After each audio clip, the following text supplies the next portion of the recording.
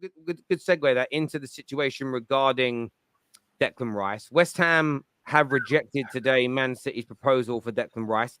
The claim from Fabrizio Romano is because they know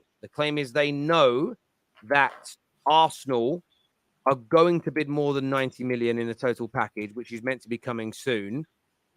It's a weird week since we last spoke because you said City would come in and that'd be it. It looked like it was going to be City. Then a lot of Arsenal West Ham accounts were saying his preference is still going to be Arsenal. It's about getting the deal done with West Ham. And if he does, a lot of journalists are still saying he'll pick Arsenal over Man City. How do you see this one going, Lee? Because both clubs are in for him now. Both clubs are bidding. Man United are on the edge of it, looking to bid as well. How do you see this one panning out? Have they bid, though? How do we know this? Who, Man United or City? Because David Ornstein told us. The same David Ornstein who's on the Arsenal payroll indirectly. Like, Terry, I'm telling you right now, I'm 70-30 on whether they've bid. 70% of me thinks, yeah, they do want him and they've bid for him. 30% of me just thinks this is a PR game. Yeah, because we signed Havertz over Real Madrid and Bayern. That Arteta pull. We're going to sign Timber over United.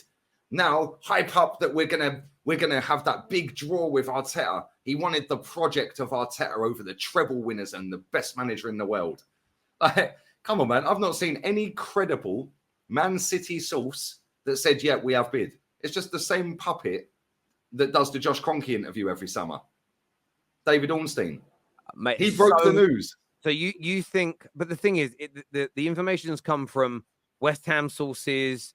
Yes, you could say Ornstein isn't just an Arsenal source, but Ben Jacobs, Fabrizio Romano, I think too many media outlets have reported on it. They wouldn't all. I'd say 70% of me thinks they do want him and they are going in for him. Yeah. Yeah. But at the same time, sorry, it just don't make sense. So I'll give an example. Right, 5 days ago, David Ornstein tweeted out. What doesn't make sense to me? I'll tell you why. Right? 5 days ago, David Ornstein tweeted out, Man City have inquired about Declan Rice. They are going to make a bid today. That was 5 days ago. His tweet said they're going to make a bid today. That was 5 days ago. It took them 4 days to make a bid. Then we wake up today and it's been rejected. Just like that, rejected. Cool. No worries. I understand why it's rejected. It was the same money we offered. Just a different payment structure. I totally get it. Which, again, to me, doesn't make sense. Why would they bid the same? That makes no sense to me. Why would they bid 5 million more up front as guaranteed and 10 million in add-ons? The add-ons are more achievable. Of course they are, because it's Man City. The add-ons will probably be Champions League and Premier League wins and stuff like that, and appearances or whatever, yeah? But I see a lot of people sitting there saying that Man City, his preference is Arsenal, this and that. Yeah, but like he doesn't want Man City. But then Fabrizio is tweeting out saying, well, he's open to go to Man City. So let me just interject there for a quick second. So you're right. I've seen a lot of Arsenal accounts misquote the ex-West Ham employee who is legit, who is real. Me and him have been talking privately on things. Whenever I see something trending that's got his name on it, I DM it to him and go, is this accurate? Half the time he says they're embellishing here or twisting. What he stated is that his preference is Arsenal.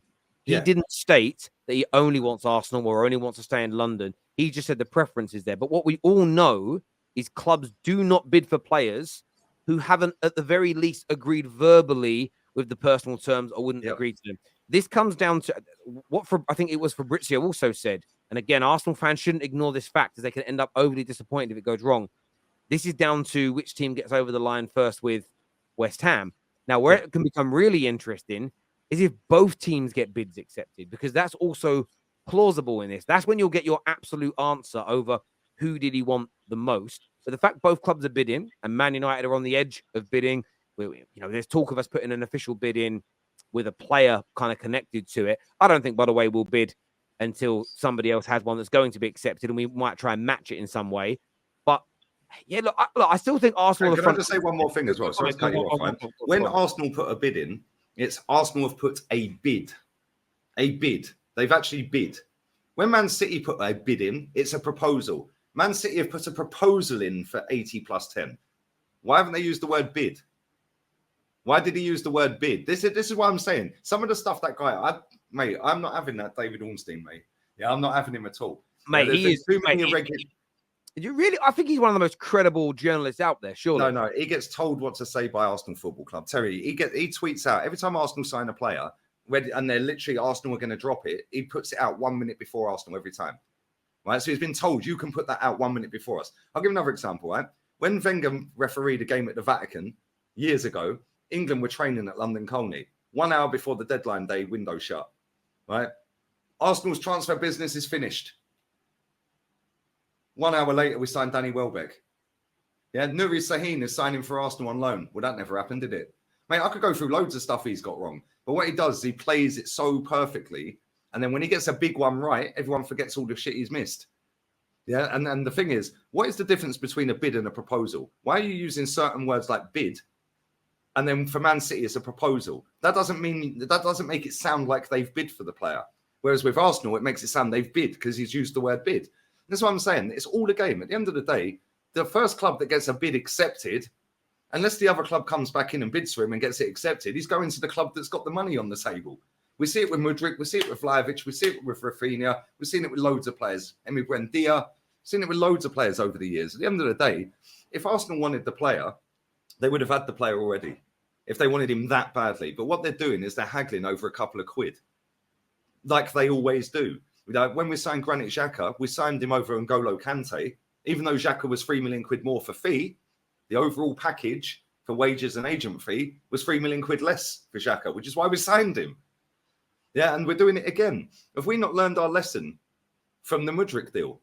Yeah, we've gone in, done all the groundwork, and then let's say City have put the bid in, proposal, whatever you want to call it.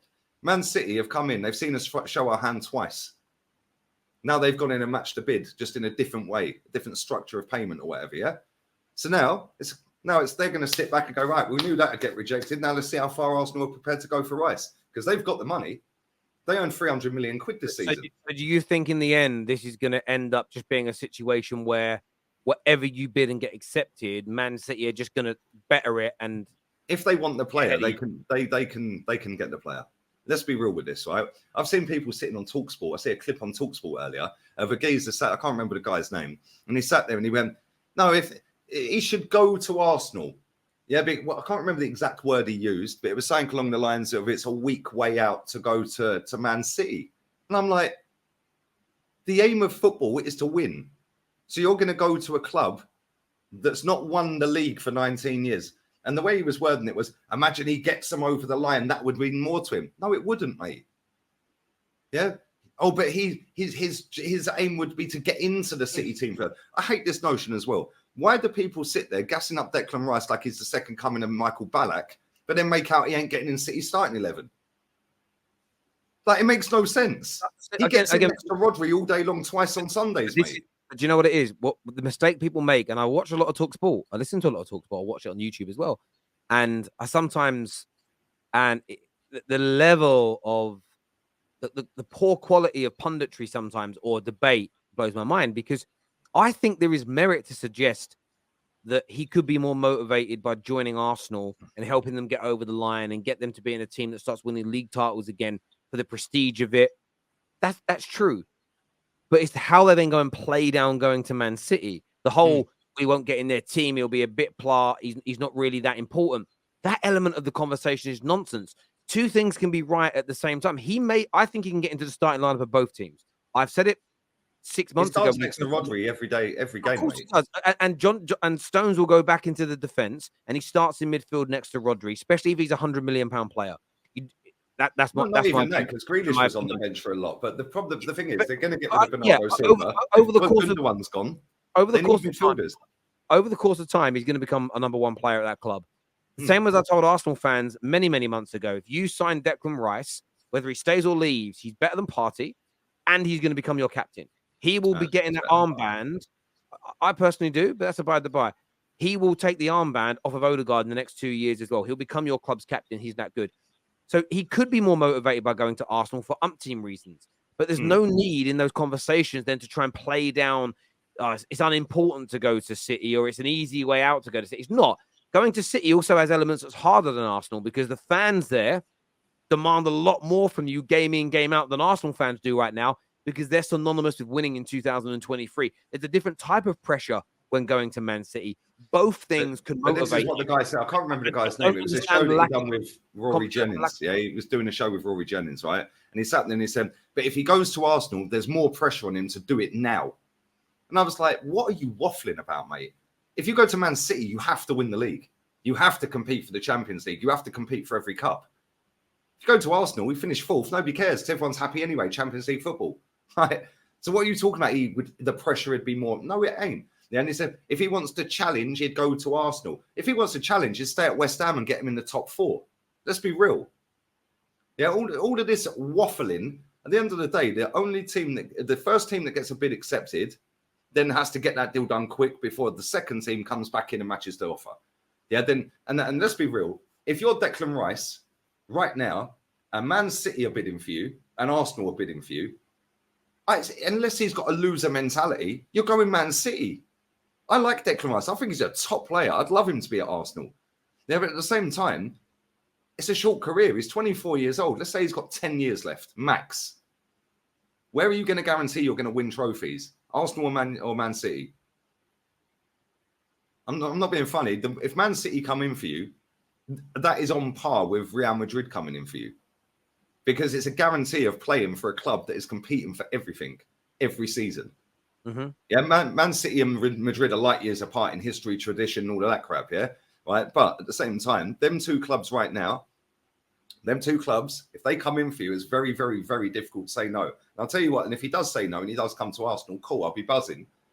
But if he ends up not winning anything, and it is possible, we ain't won a league for 19 years.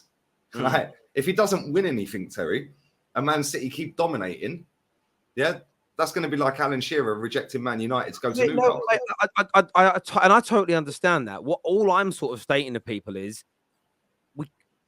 him going to Arsenal and helping them to become champions again and make them, that could be a bigger motivator than him joining this brilliant City team and being part of that. We don't know what motivates him 100%. What I don't like hearing is the playing down of either, because he's clearly motivated by both options, because he's verbally agreed personal terms with both, which is why both clubs are bidding. And I just, the poor punditry on it is mad to me. We've got some super Let's comment here very quickly. Some people like a challenge. Winning on a team that already wins is not that impressive. Well, it is though, isn't it? That's exactly my point. The first part of what you've just said, I agree with. Some people might be more motivated by the challenge of getting Arsenal back to being league title winners. But saying that winning the league with City isn't impressive, it downplays doing it with City. And I'm defending it because I've had a lot of people say to me, yeah, but some of the Man United legends under Fergie are not that great because they were part of a winning team. They weren't even that integral to the team winning thing. So Scholes weren't that great and Neville weren't that great. So I'm defending that argument now, because if we start allowing that to become precedent and allowing that to become the right way of thinking, you can undo legends of the great clubs of your history gone by. Facts. So be very careful what you turn around and agree with in the modern day era. Look at Edu. He's our sporting director. He was a bit part player in the Invincibles. Yeah, he's now our sporting director. Like somebody in the chat said it's harder to keep on winning. Absolute facts. Because if it wasn't harder to keep on winning, my club wouldn't have gone 19 years without winning. Yeah.